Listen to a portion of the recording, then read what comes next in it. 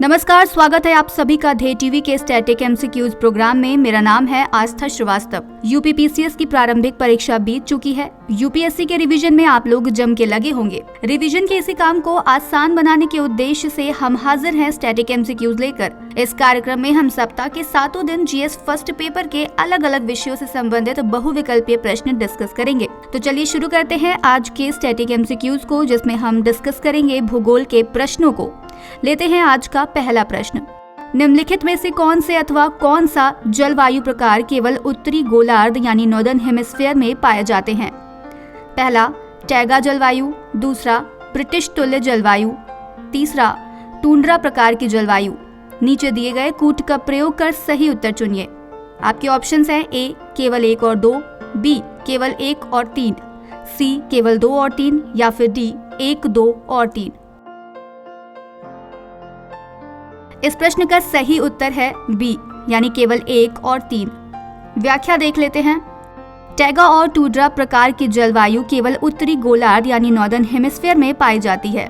लेते हैं आज का दूसरा प्रश्न। गर्जन वाले बादलों का निर्माण किस अथवा किन के कारण होता है?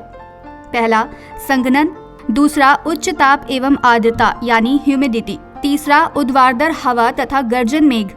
नीचे दिए गए कूट का प्रयोग कर सही उत्तर चुनिए। आपके ऑप्शंस हैं ए केवल 1 और 2, बी केवल 2 और 3, सी केवल 1 और 3 या फिर डी 1, 2 और 3। इस प्रश्न का सही उत्तर है 1, 2 और 3। व्याख्या देख लेते हैं। दिए गए तीनों कारक सही हैं। मेघ गर्जन उच्च ताप एवं उच्च आर्द्रता के कारण विकसित होती है। इसमें पवनें ऊर्ध्वाधर गति से चलती हैं। जल वाष्प संघनित होकर बादलों का निर्माण करके पर्वतीय वर्षा के रूप में पृथ्वी पर पुनः प्रकट होता है। लेते हैं आज का तीसरा प्रश्न। निम्नलिखित कथनों में से कौन सा अथवा कौन से कथन सही हैं?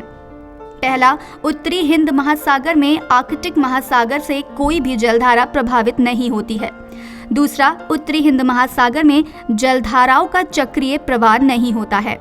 तीसरा उत्तरी हिंद महासागर में पवन की दिशा में उत्क्रमण के कारण जलधाराओं की दिशा में भी उत्क्रमण हो जाता है।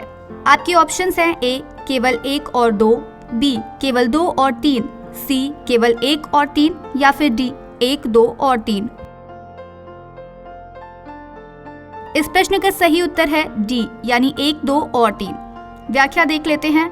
दिए गए तीनों कथन सही हैं। उत्तरी हिंद महासागर उत्तर में विशाल यूरेशियाई स्थल खंड के कारण आर्कटिक महासागर से जुड़ा हुआ नहीं है, अतः इसमें आर्कटिक महासागर से कोई भी जलधारा प्रभावित नहीं होती। इस महासागर में दक्षिण पश्चिम मानसून के कारण ग्रीष्म ऋतु यानी गर्मी के मौसम में दक्षिण पश्चिम मानसून जलधारा प्रभावित होती है, जबकि शीत ऋतु में उत्तर पूर्व की मानसून के प्रभाव से उत्तर पूर्व मानसून जलधारा प्रभावित होती है।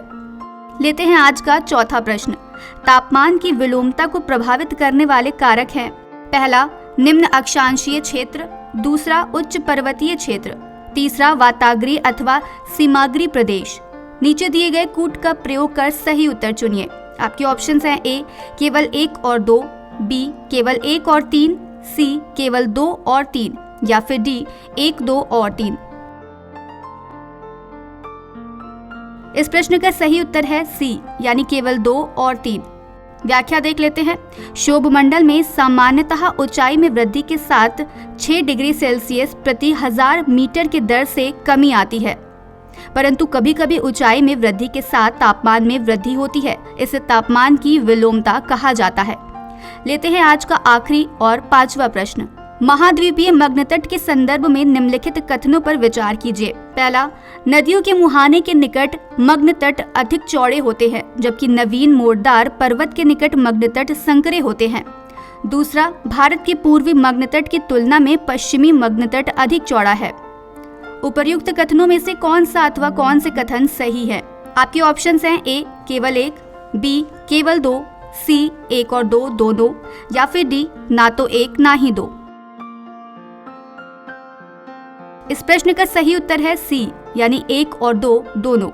व्याख्या देख लेते हैं। दिए गए दोनों कथन सही हैं। महाद्वीपीय मग्न तट से अधिकतम 200 मीटर की गहराई तक स्थित होता है।